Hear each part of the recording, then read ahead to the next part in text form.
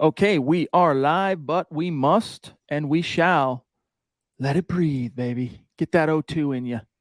Get that oxygen. You're going to need it because there's lots to discuss tonight. Welcome in, everybody. It is the Mile High Huddle podcast. I'm your host, Chad Jensen. With me, my fellow football priest. You know him, you love him, Zack Kelberman. Both Zack and I are here to remind you tonight as we kick off the show. Buy some MHH merch, okay? Go to huddleuppod.com, buy some merch, get a hat, get a t-shirt, get that rolling. We want to see those selfies. We want to see the stuff coming in, okay? We'll put it on Instagram. We'll put it on our Facebook, our Twitter. We will flex you out. So go smash it, huddleuppod.com. Find whatever piece of swag suits you best, or if you're on YouTube, right below the video box, you see a line of stuff you can choose from. Great way to support what we're doing here. With that being said, first things first, Mr. Kelberman. Sean Payton, this is kind of interesting because whatever it was, end of December, I'm like, yo, I want to see some Josh Jacobs get a sniff from the Denver Broncos. And all of a sudden, Sean Payton rolls in, and he's doing more than that. He's like flirting on a public level with the possibility of giving him a look-see. Tell everybody what happened. Well, Jacobs, I have a Ricola in my mouth right now, so you'll have to forgive me. I'll get rid of it in a second. But Josh Jacobs, Sean Payton were guests on the Up and Adams show, K Adams show on FanDuel TV. And literally, Sean Payton could not shut up about Josh Jacobs. He kept gushing and praising and speaking highly, perhaps too highly, of Josh Jacobs because he's an impending free agent. But because the new league year has not started yet, free agency has not started, there's some question whether it could be tampering, but Payton's a big fan of Jacobs, called him a big physical downhill runner, which he is. And he said even when the Raiders weren't good, he was consistently always performing well. And it's true. He won the rushing crown last year, Jacobs. He's been a Broncos killer, Chad, for at least 2-3 seasons now. And Sean Payton said, I encourage everyone to check him out, get him out of the West. And he ended his little spiel by saying, maybe we'll check him out. So ... Very interesting. And yes, I don't know. I think even before we had any inkling that Sean Payton would become the Broncos head coach, I was all about the possibility of at least seeing what it might take to get Josh Jacobs in Denver, just because, yes, as you said, I mean, dominates the Broncos. He has traditionally, since the Raiders drafted him out of Alabama, been the Bronco killer. Then you add to that, obviously, great rushing ability. He can catch the ball. He can pass block. He's a perfect – I could see him, Zach, as a newfangled Alvin Kamara for Sean Payton. The problem is how much of that, what salary cap space the Broncos currently have, which is, we'll say, just under $10 million, do you really want to peel off on a running back when you're hoping to get Javonte Williams back, so hopefully to the same level from when last we saw him? It's a puzzle. Dylan, real quick, Zach, I just want to remind everybody, we love Dylan. He's the man on staff here at MHH. Published an article today, guys. Go give it a read about Draymond Jones. He's reminding everybody, hit the like button, share, subscribe. These are all 3 organic ways you can show your love here to your football priests in MHH. Yeah, the thing is, George Payton did promise, I wrote the story, he promised the Broncos would be aggressive in free agency and spending to their limit and, to bring in talent. But like I wrote, that could mean that they prioritize bigger needs than running back and get an offensive lineman or 3 in the building before you attack the backfield. But, there's no guarantee with Javonte, Chad. They have 3 running backs, the Broncos do, scheduled to walk next month, and Mike Boone, Marlon Mack, and Latavius Murray. So you're going to need some help in the backfield. I just, as big of a Josh Jacobs fan as I am, I think he's a great player, and I'd love to see him away from the Raiders, out of the West. I don't think the Broncos are in a position to splurge on a non-premium position, a devalued position like running back. My head tells me you're right. My heart says, no, give it a shot. Michaela Israel jumping in. Love you. Appreciate you, Michaela. Seriously, supporting your football priests. We saw her, of course, Zach, we got to meet her and hang out with her a little bit at the meet and greet this past fall at the stadium.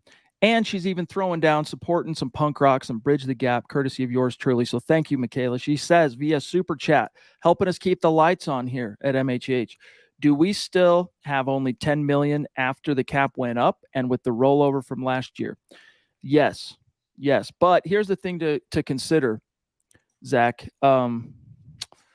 There's a few different players. You could trim some fat and free up significant cap space, and it's going to happen. Guys like Graham Glasgow, currently that's on the books.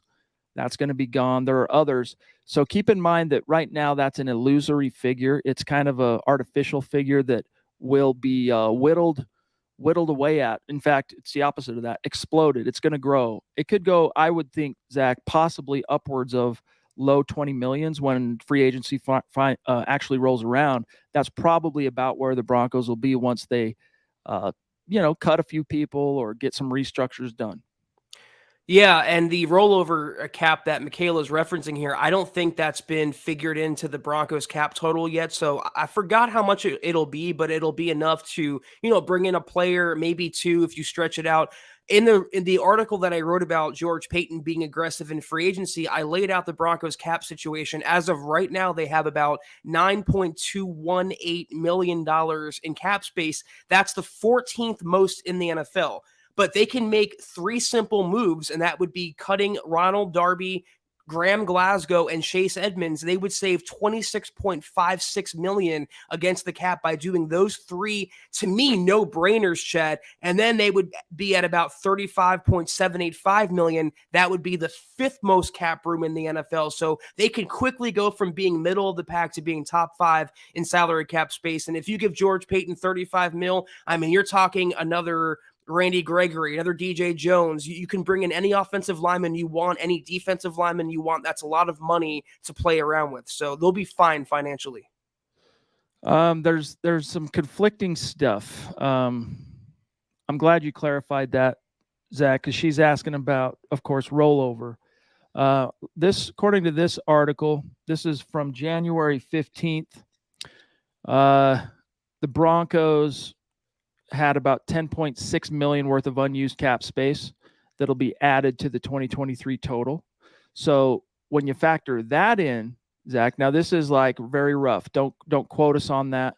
It'll come out in the wash here eventually, but that alone, that puts him in the 20s. Then you make a few cuts. I mean, you could afford to go out and actually sign Josh Jacobs because we know how that salary cap voodoo works.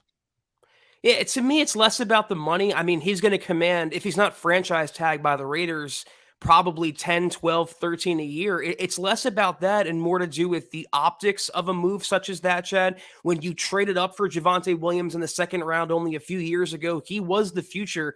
And I understand that he's coming off a significant knee injury, but do you have to go out and allocate so much money when you are bereft of offensive linemen, when you don't have much defensive linemen except for DJ Jones, especially with Draymond, a free agent as well? So they could do it. They could certainly do it financially. They can afford anyone they want. It's in terms of should they, not necessarily can they.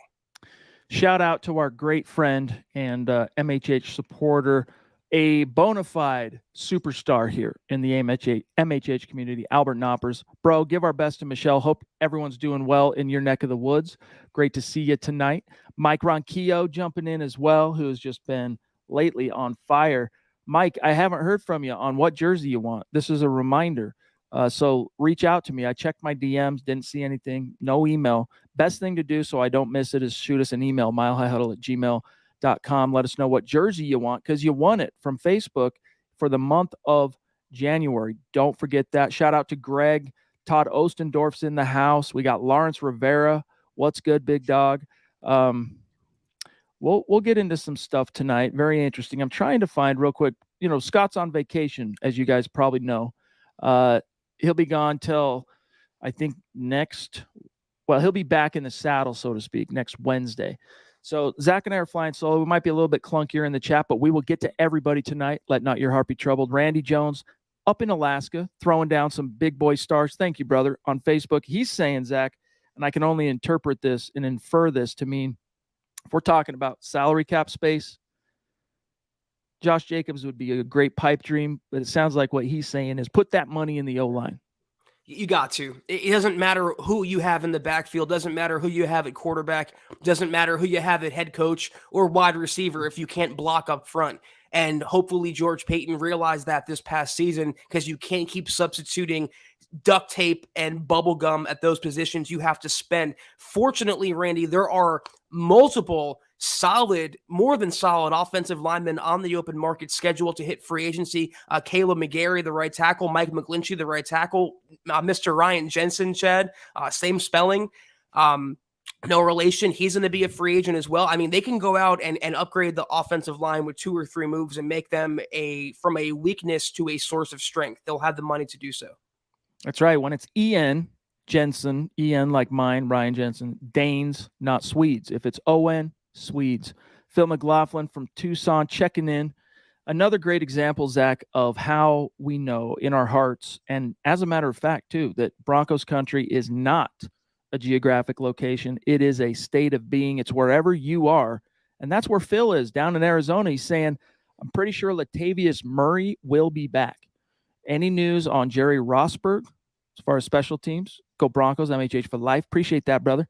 It sounds like the way has been opened, I think, Zach, a little bit wider for Latavius to return because of Sean Payton taking the job. But I'm not convinced it's a fait accompli move. I won't be surprised if it happens, but we'll see. Your thoughts on that, and then anything you've picked up on old Jerry Rosberg hanging around. Anyone who follows me on Twitter knew that I was putting out for like a week before the hiring. Today would be a great day for the Broncos to hire Sean Payton. I switched it up today to today would be a great day for the Broncos to hire Jerry Rosberg, a special teams coordinator. It's wishful thinking on my part, on your part as well. I haven't heard anything about Jerry Rosberg's return. He did get an interview for the head coaching job, but he's also, I believe, at peace in his post-retirement career. So we'll see what happens there. Even Sean Payton said today, Chad, on that I think it was on Up and Adams, that he's being patient and deliberating as to who should join his staff. He wants people who are obsessed with football and, more importantly, obsessed with winning. So he's still in the process of figuring out his staff. We don't know much beyond that. Latavius Murray, I think that would be a more realistic approach to the backfield. I know it's not a sexy move like bringing in a Josh Jacobs, but Latavius Murray is more than adequate as a fill-in, stand-in for Javonte while he gets healthy, and also he knows Sean Payton from their days in New Orleans. So I wouldn't be surprised if he comes back on a short-term deal. I mean, if we look back at his, let me see, his time in New Orleans. So we're talking for Latavius Murray, circa 2019 and 2020. He was obviously sharing a backfield. That was the height of the Kamara,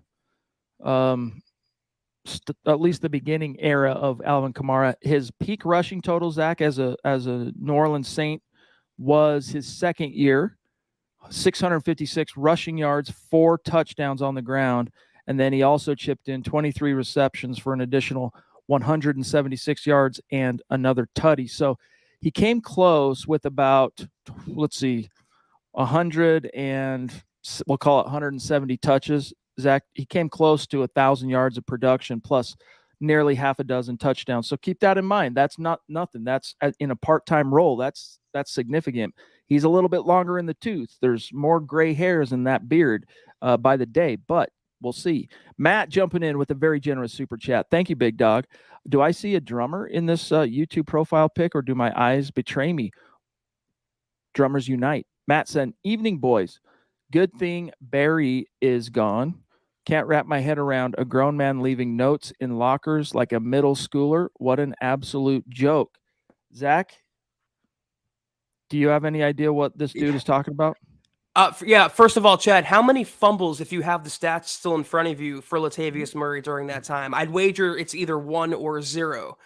And I bring that up because he's so reliable and so consistent. At least he was in the post-Melvin Gordon era. So I appreciate Latavius Murray, the fact that I don't have to pucker every time he runs the ball.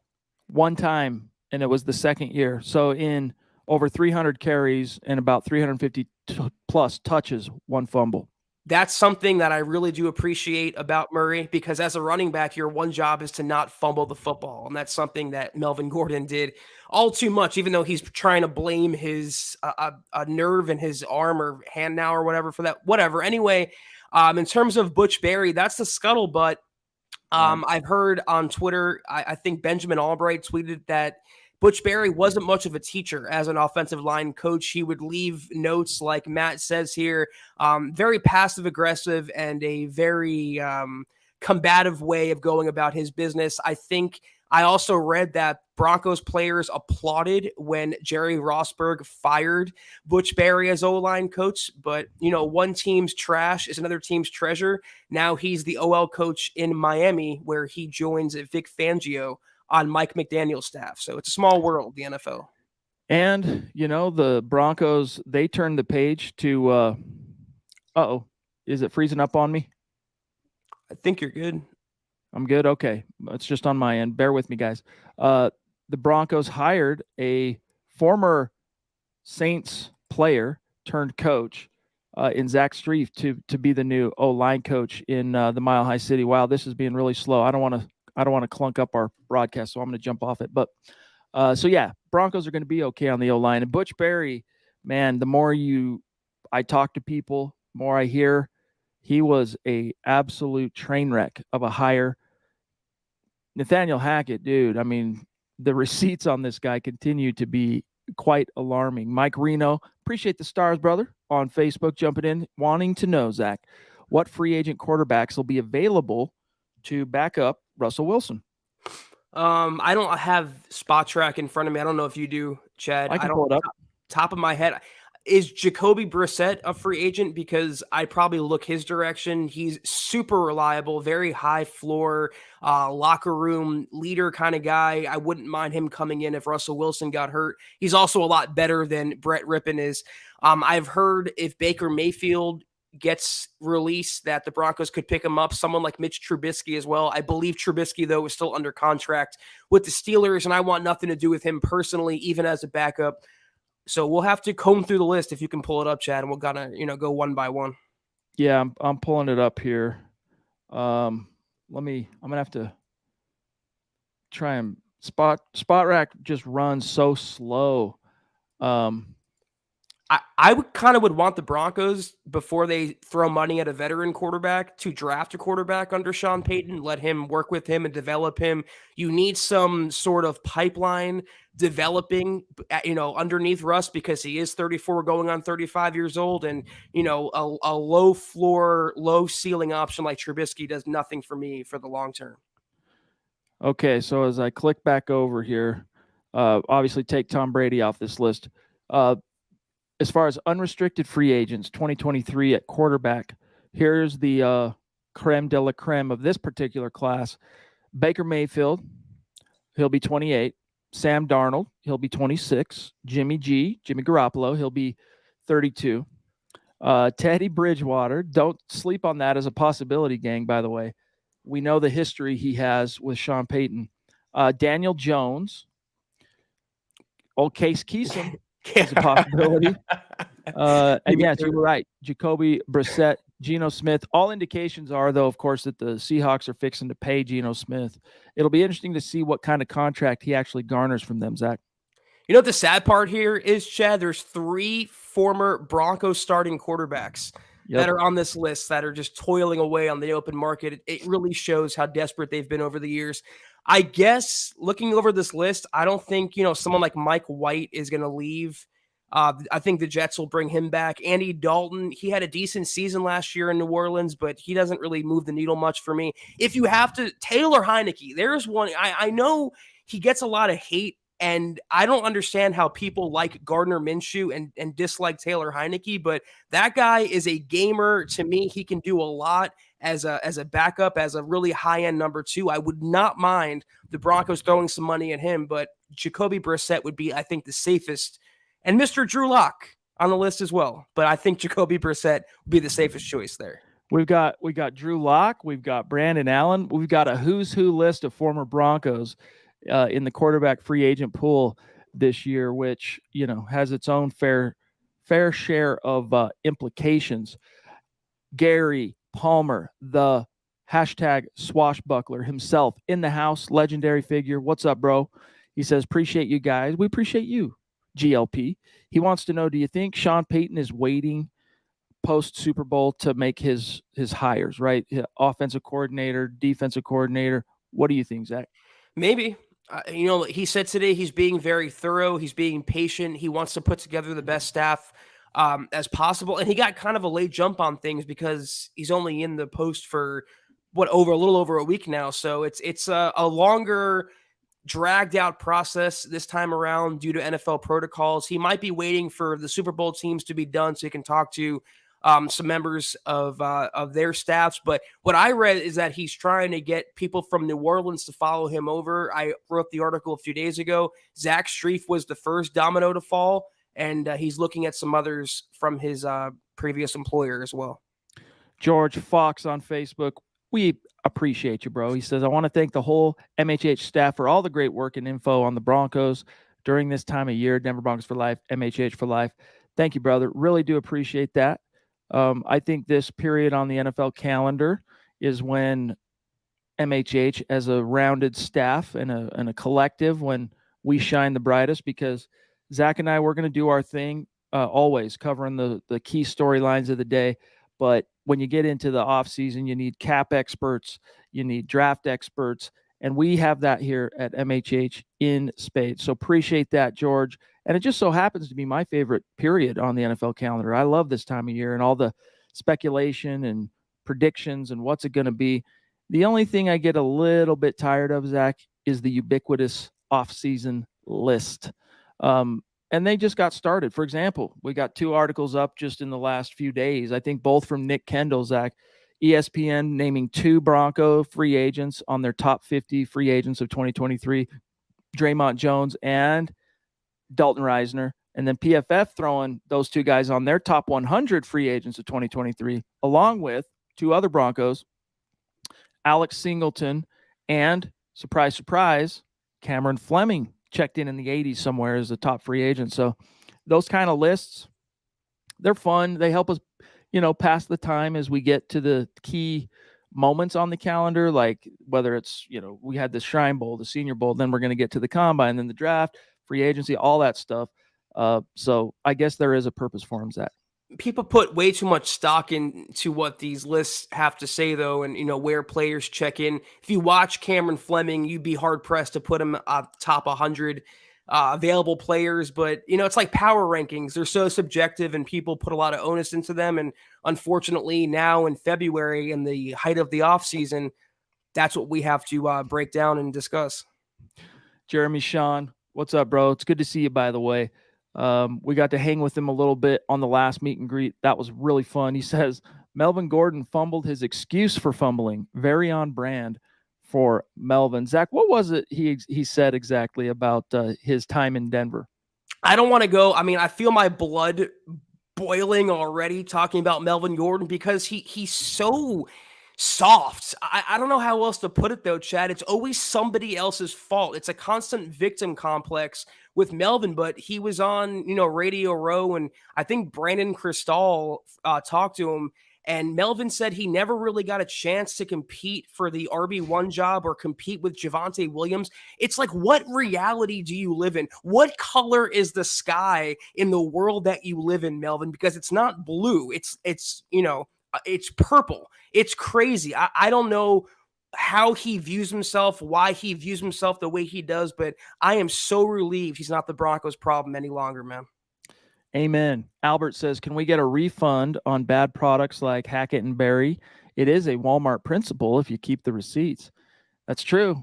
You can even return things to Walmart without a receipt. We bought a TV over Christmas that turned out to not fit where it was supposed to go, and dadgummit, I couldn't find the receipt.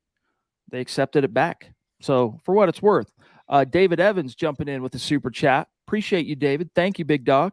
He says, good evening. Love the videos and the info you all deliver weekly. Denver Broncos for life. P.S. Chad, great song and video. Awesome. Appreciate that, David. Guys, go check it out. The Bridge the Gap single, My Creation. It's on YouTube. Just Google Bridge the Gap, My Creation. You'll find it. So many of you already have. You've smashed it, and it's been really cool to see. We got another single coming out next week, so stay tuned for that. But yeah, Zach, I'm not losing any sleep over Melvin Gordon no longer being a Bronco. Like, that's just not our problem anymore. And you're right. He's living in some kind of a la-la land because the previous regime loved him so much that they sent Phillip Lindsay packing, made him split coming off back-to-back 1,000-yard rushing seasons and a Pro Bowl nod. They made Phillip Lindsay compete with Melvin Gordon for touches. Melvin Gordon became the starter in that backfield year one as a Bronco by like week 6. Now, granted, Zach, that particular season, it was largely due to Lindsay having a tussle with the injury bug. He got a little bit unlucky that year. But then you flash forward to 2021, pardon me, and then 2022. It didn't matter the coaching staff. They all wanted Melvin Gordon on the field, even against our best judgment, best reasoning. Obviously, it was Javonte that was named the starter this past season, but still they kept putting him on the field. It's a shocker. So as you can tell, we're both, Zach and I, still a little bit traumatized by the whole Melvin Gordon experience here in the Mile High City. So we're just glad that's in the rear view. I mean, to say he never got a chance when he took over as the starter after Williams' season-ending injury and he fumbled what seemed like every other snap.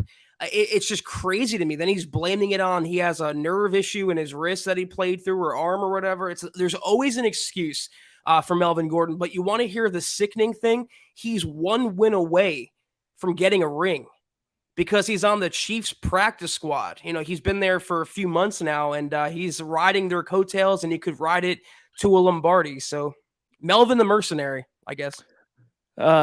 Nice YouTube handle, by the way. No Country for Old Men. Anton Chigurh. I think that's how the character is pronounced. You know, the guy that flips the coin. Have you ever seen that movie? No Country for Old Men. You would like it, actually, dude. Watch it. But he flips he's like an assassin of sorts, and you know, when he comes up against one of his marks or whatever, he won't just straight like 86 them. He'll flip a coin, and they have to call it in the air. And if they get it wrong, then fate willed that they are no longer. So anyway, Anton wants to know, Drew Lock, why? I don't understand, except sentimental value. We're not advocating for the Broncos to bring Drew Lock back. But, Zach, it will be interesting to see what kind of interest he garners around the NFL because, look, Geno balled out. He didn't have a chance. We thought, I mean, almost everybody, with the exception of the Seahawks, was surprised at the level Geno played this whole past season. But so Drew Lock, you know, he was buried there. He's a free agent now. You and I, at certain points, Zach, during his tenure in Denver, were like, hey, imagine what a Kyle Shanahan could do with this guy. Imagine what a Sean Payton could do with this guy. That's not to say bring him back to Denver, okay? But it will be interesting to see, does he have a future? Are there NFL teams that want to take a sniff on what Drew Lock might have left in the tank or still left to show and prove? It will be interesting. I mean, look at what Kyle Shanahan did with Jimmy Garoppolo and Brock Purdy. I still would want to know what he can do with Drew Lock, but, you know, I forgot how bombastic and radioactive just his name is. We haven't discussed him much on this podcast, and I wasn't even saying they should bring him back. I was saying he's on the list of free agents, and we just say his name, and people jump to these narratives and jump to these conclusions. No, I don't think he should come back. I don't think he wants to come back to Denver. I think those bridges are burned as well on both sides. So we'll move on from the Lock discourse. Tom jumping in. Good to see you, bro. Thank you for the super chat, big dog. He says, guys, D'Onta Foreman from the Panthers would be a cheaper option than Josh Jacobs and looked like Bo Jackson at the end of the season. We need to invest the money in the O-line. Yeah, he did become quite a baller in Carolina. I would definitely be open and interested in looking at him. Is he a for sure free agent this year, though? I don't know. I did see that he ran really hard in Carolina, and didn't he go to Texas? Because I did like him in college for a minute. Maybe he played with the Texans. That's why I'm getting it confused. But he's always run hard. Anyone remember a running back named Chris Ivory about 10 years ago? That's what D'Onta Foreman reminds me of, kind of a bull in the china shop. He has power. He has speed. He can catch. Good shout here, Tom. I would not splurge on a running back. If you want to bring in someone to upgrade that room, D'Onta could fit the bill. Yeah, by the way, yes, Texas is his alma mater, and he is a free agent, unrestricted. So it'll be interesting. He's not someone, you know, if you decide to go cheap and just bring back a Latavius Murray, if you end up wanting to spend a little bit more on that next level, there's probably a Foreman. If you really want to splurge, you can go out and try and get Josh Jacobs. But I would definitely not be saying no, Zach, to Foreman with how he was looking there. in Carolina. Sebastian, wow, dude, top rope super chat. Thank you, brother. Really appreciate you.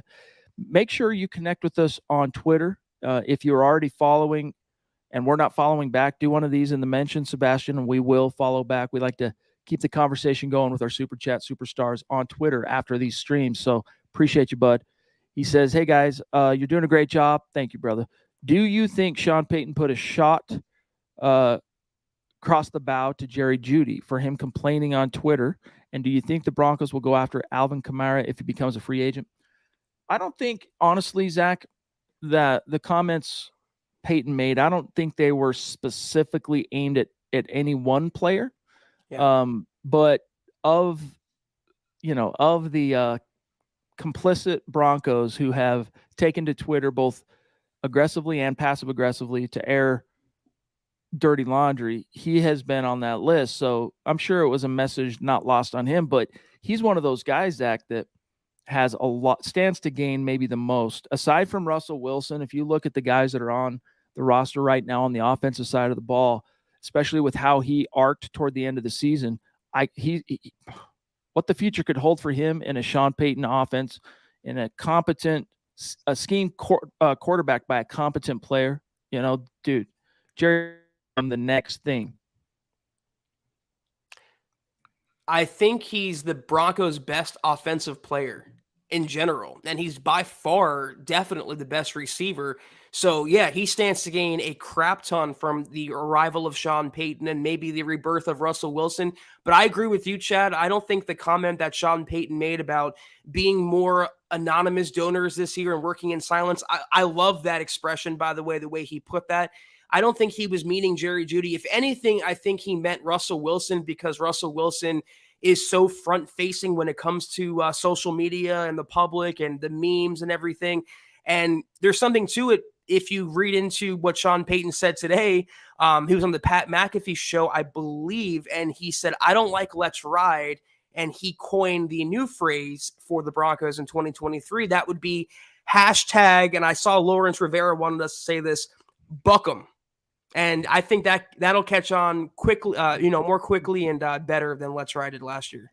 I almost like that better than hashtag chasing the chicken. Buck 'em. Buck 'em. I mean, after all, we're talking about a Bronco. What does a Bronco do? He bucks them. I like that. Sebastian, again, thank you for the very generous super chat. And by the way, Renardo jumping in, thank you. Appreciate that. It all helps, man. Helps keep the lights on. We didn't really touch on Alvin Kamara that much, though, Zach. Do you want to – what's your take on that as a possibility? I feel like, I can't profess to watch the Saints exclusively. I feel like they were the most boring team in the NFL last year without Sean Payton. I feel like he's a little washed now, or at least not as explosive as he was a few years ago. It all comes down to price. Obviously, he's still a great two-way player. He can run, he can catch. He was one of the premier running backs in the NFL.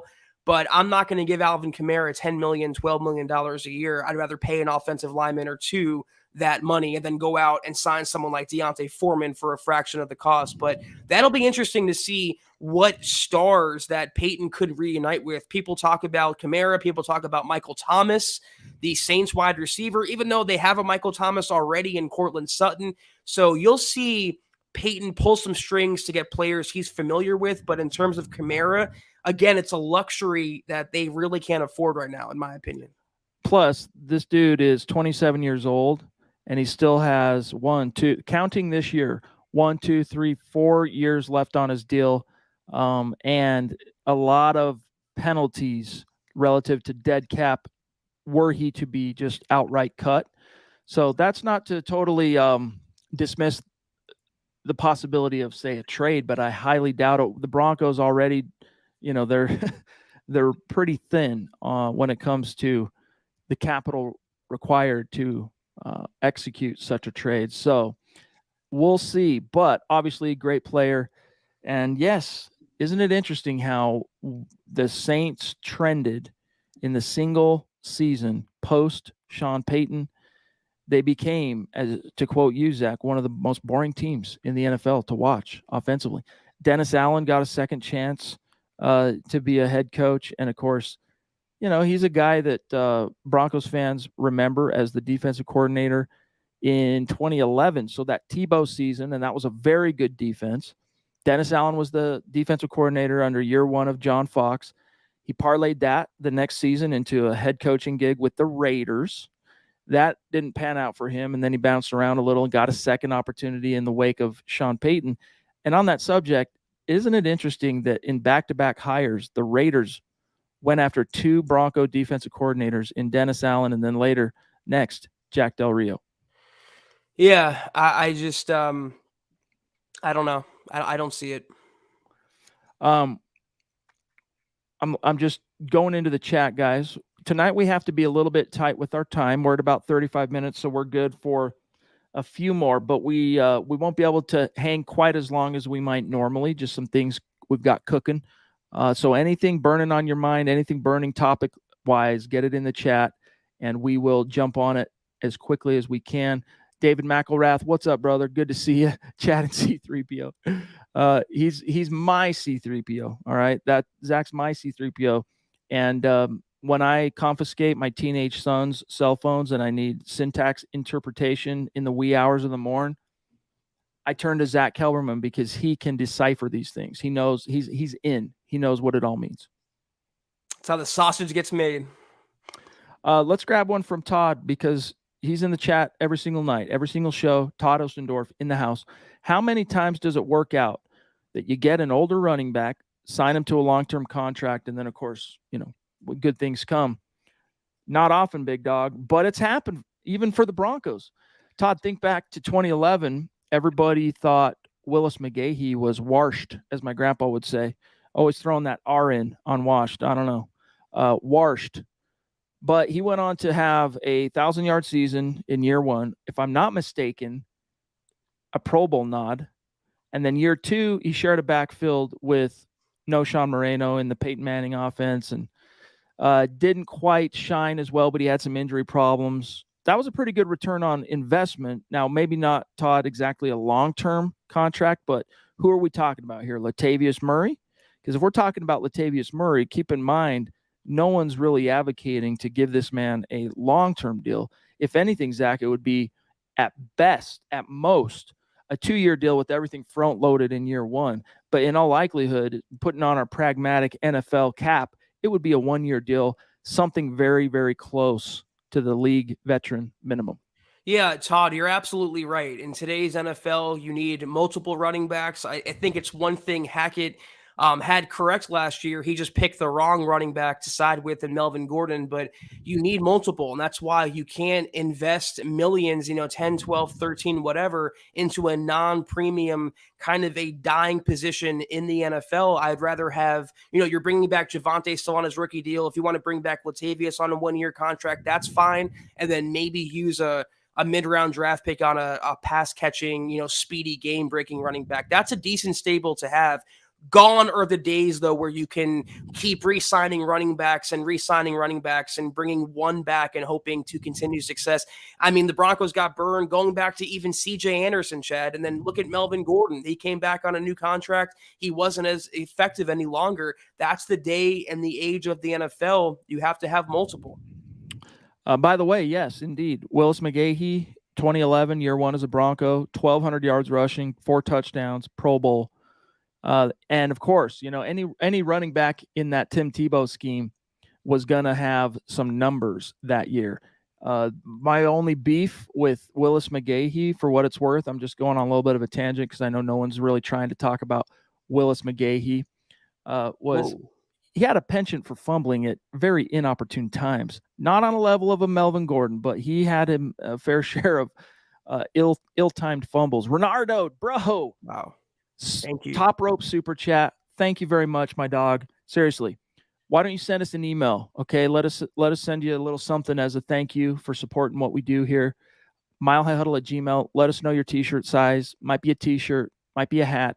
Shoot us an email. Thank you, Renardo. He says, hey guys, do you think we need to get shorter O-linemen in order to help Russ?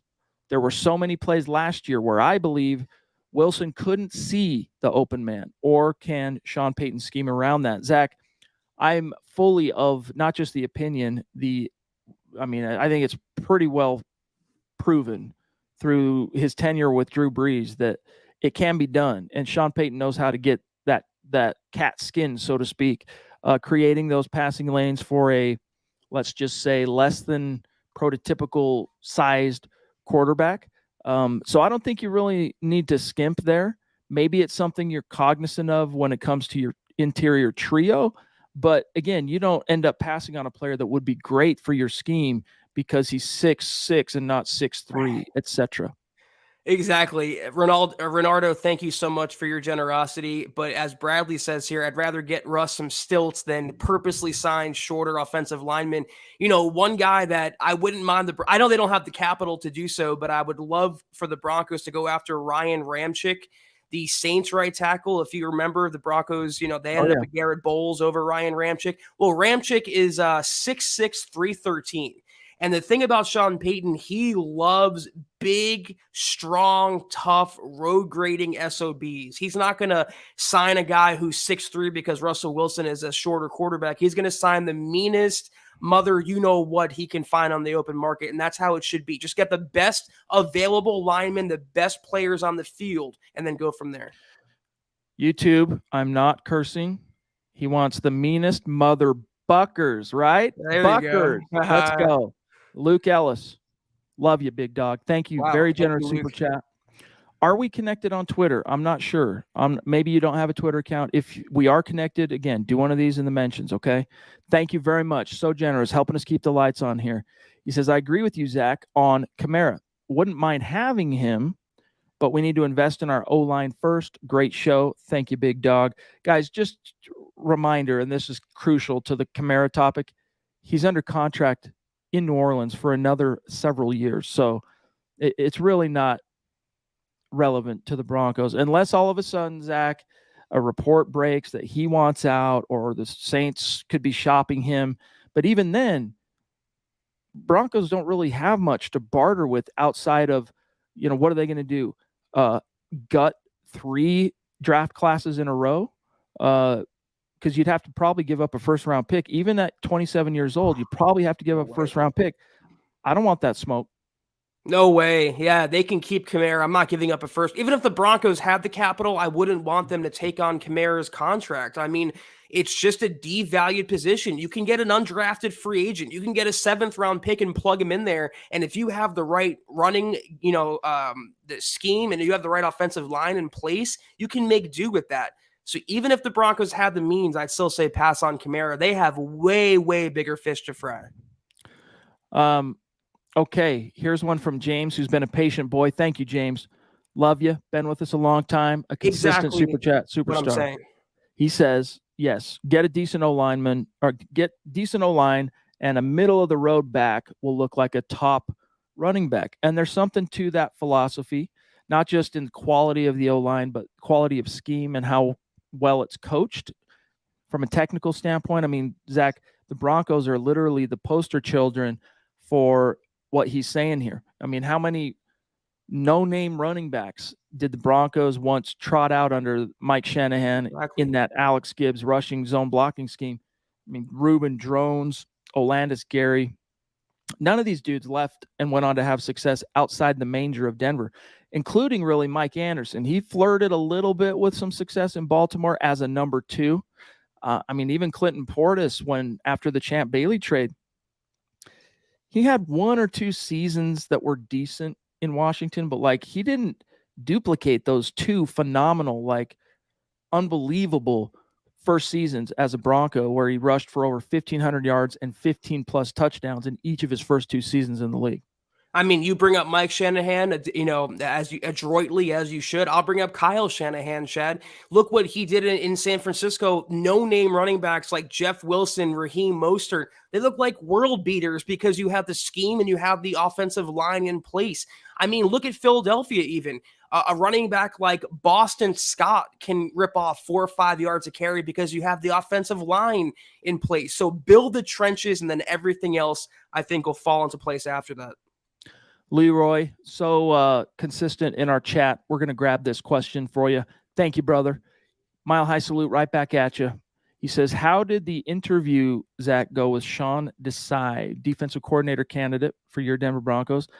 And then he goes on to say, because I haven't heard anything so far. I haven't really heard anything meaningful on that front either, and he hasn't been hired.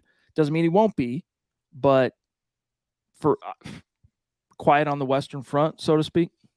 I guess no news is good news when it comes to Desai because they had Flores and Desai lined up. And I feel like if they were going to pivot away from him, if he had a bad interview, they would have been linked to another candidate by now. And I haven't heard anything. But Desai, he did come with a Vic Fangio recommendation, reportedly. Fangio recommended Desai to the Broncos and Sean Payton, and we'll see where it goes from there.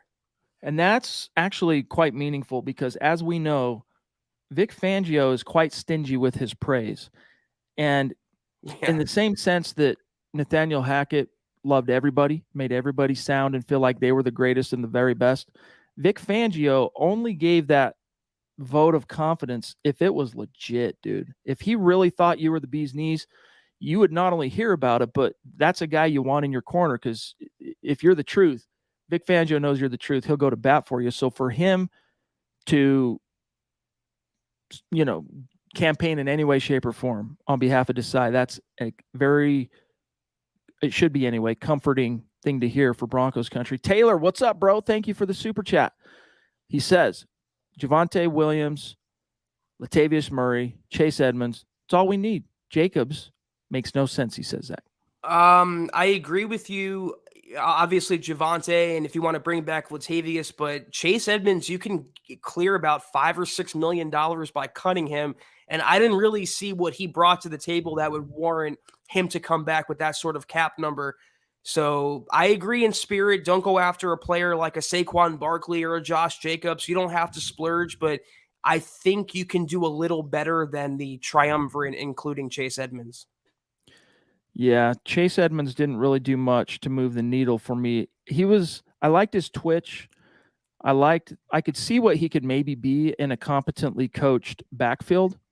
Injury but prone, he didn't really move the needle. We're going to grab this from Albert, and then we're going to grab Gina on Facebook, and then we're about out of time, gang. So anything burning on your minds, get it in the chat. Albert wants to know, do you think we get the old logo back now, in light of the new catchphrase, the new hashtag Buckham? That's with a B, YouTube, Buckham.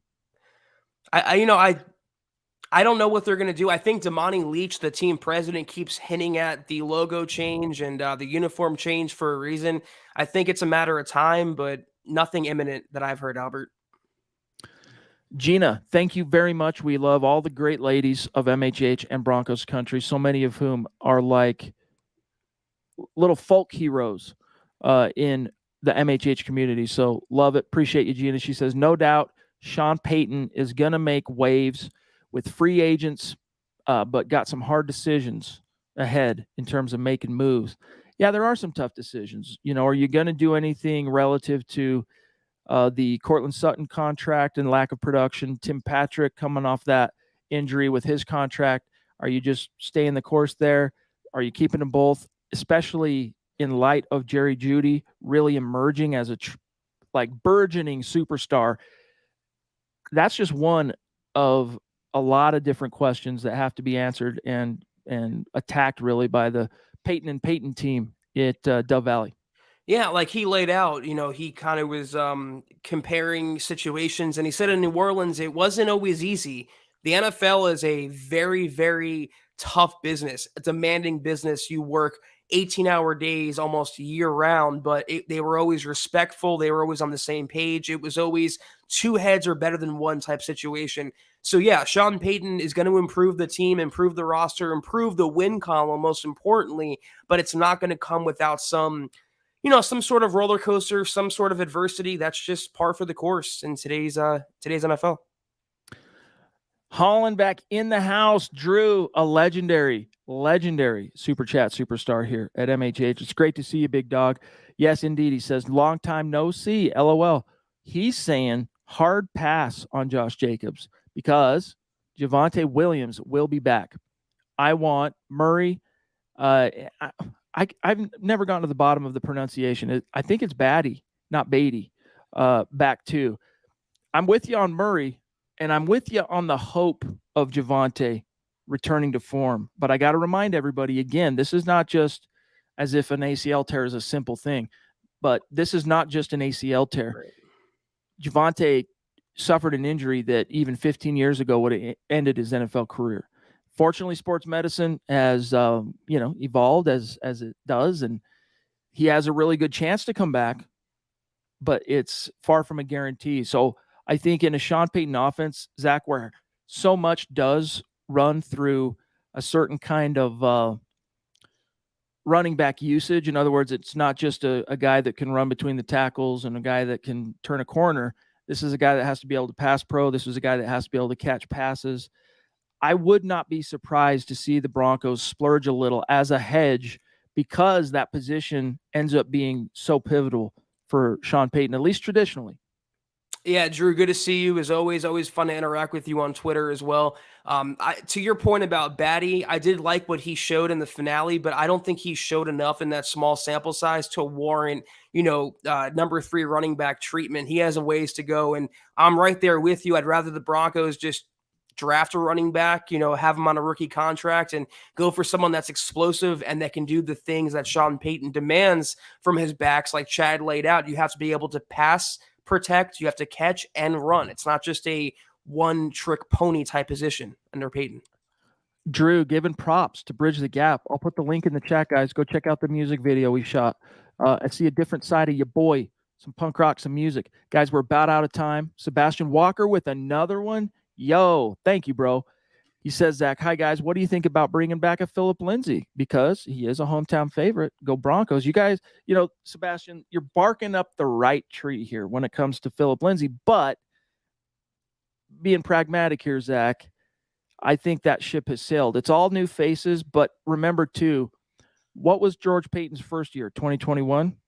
And George Payton was the GM that initially put an original round restricted free agent tender on Phillip Lindsay to keep him in the fold, and then at Phillip Lindsay's request rescinded the tag, allowing him to hit the open market. So there is that tie, even though all of his success came under the John Elway umbrella, so to speak. We don't know what kind of bridges might have been burned, what was said, if it was in any way heated in how they came to the decision. Fine, we'll just rescind it, hit the bricks. Don't know. But I certainly would not hate it. I would love to see Phillip Lindsay back here, but not in a sense where we're pinning our hopes on it because, it's like Scott. He doesn't quite understand why you and I love Phillip Lindsay as much as we do. And there's some truth to his skepticism, I guess, Zach, because he hasn't thrived anywhere he's landed. He's basically in that unfortunate negative momentum space where he gets signed, cut, waiver wire pickup, last 2 weeks on a practice squad cut. He's in that kind of a realm right now. So pinning your hopes on him, maybe not. But then again, Zach, when he was signed as a college free agent out of CU, Broncos weren't pinning their hopes on him. That's for dang sure. And yet he came in and took the city by storm. Yeah, Dylan says it perfectly. Nostalgia isn't a reason to bring someone back. I do believe that ship has sailed, bridges are burned, whatever. But I also know what my eyes saw, Chad, when I watched him play, and he was a game breaker, a touchdown waiting to happen. He made some incredible plays with the Broncos, Pro Bowl, 1,000-yard guy. He did a lot as an undrafted free agent in the Broncos' backyard, and I hope he has some sort of longevity in the NFL. I'd like to see him be utilized to his fullest potential, but it's not going to happen in Denver. I'm hoping DeMarcus Ware. Thanks, Mike, for reminding us. Tonight, he says we find out if DeMarcus Ware makes the Hall of Fame this year's class. I'm rooting for him. And it's no longer the days of, do they go in as this team or do they go into the Hall of Fame as a player for this team? You don't really have to split those hairs anymore when it comes to the Hall of Fame. And I think, Zach, for what it's worth, since he hung up his cleats, he's kind of spread his post-playing career love quite equally amongst both the Broncos and the Cowboys. Was a coaching consultant here under, was it VJ or Vic? I think it was VJ initially. And then, of course, he's been quite forward-facing as a Cowboy. Most people think of him, let's be honest, as a Cowboy in terms of looking back on his career as a player, but comes to Denver, serves that pivotal sensei type role for Von Miller, pulls him back from the brink. Let's not forget 2013, Von Miller was trending in the wrong way. DeMarcus Ware shows up as a free agent 2014, Vaughn gets back on the horse, and then that next season, man, they do something truly great. So I think DeMarcus Ware always has a special place in Broncos country's heart. I'm hoping he gets the nod for the Hall of Fame because he is absolutely deserving. Yeah, I hope DeMarcus Ware gets in for sure, but he might be afflicted with the Broncos curse that's keeping, Mike Shanahan out and Randy Gradishar and Carl Mecklenburg. There are so many deserving candidates out there that haven't gotten in, and I hopefully DeMarcus Ware helps, break that stigma surrounding the Broncos for whatever reason that's still existing. Yep. With that said, guys, we're out of time. We got to dip on out of here. We got a few messages for you, though, so don't leave quite yet. Thank you all for tuning in with us this evening. That was the Mile High Huddle podcast. If you're not doing so, follow us on Twitter at the MHH Pod. You can follow the main account on Twitter at Mile High Huddle, Chad at Chad and Jensen, myself at Kelberman NFL, and Scott, who's on vacation. Don't forget to follow him at Scout Kennedy. If you guys want some merch, we referenced it in the very opening of the show, but again, it's huddleuppod.com. Go check out the inventory. Lots of cool stuff there. You see us rocking it almost every show, and we do so because it's comfortable. We would only, market to you what we would wear ourselves. So check it out when you can. And also facebook.com/Mile High Huddle Pod. Be sure you're liking that page and following that page. And also, guys and gals, go to Apple Podcasts and leave your football priest a 5-star review for a chance to win some of that merch each and every single month. But if anything, please subscribe, like, and share this video and every video you see on the MHH channel. It really helps us grow and reach more Broncos fans just like you. Amen. Brandon jumping in with some late stars. We see you, big dog. Thank you. A shout out to these great supporters on Facebook, including Brandon, Phil McLaughlin, Michael Ronquillo, Randy Jones up in Alaska, Mike Reno, Gina Cooper on YouTube, our great Super Chat superstars. Tonight, Michaela Israel, Matt, Gary, David Evans, Tom, Sebastian, Renardo throwing down, including Sebastian, big time. James Moss, Luke Ellis, Taylor Christensen, Drew, a legendary Mount Rushmore superstar. Much love and respect to each and every one of you. Don't forget, tomorrow morning, Friday, you got Legends of Mile High on the Bright with Thomas Hall, followed by Doe Valley Deep Divers tomorrow night. And then, of course, Saturday night, our newest show, the Orange and Blue View with Tom Hall and Ron White. Don't miss that. And then Zach and I will be back in the saddle Sunday night. Can't wait. Have a great ending to your week, great start to your weekend. Take care. And as always, go Broncos. Buck 'em.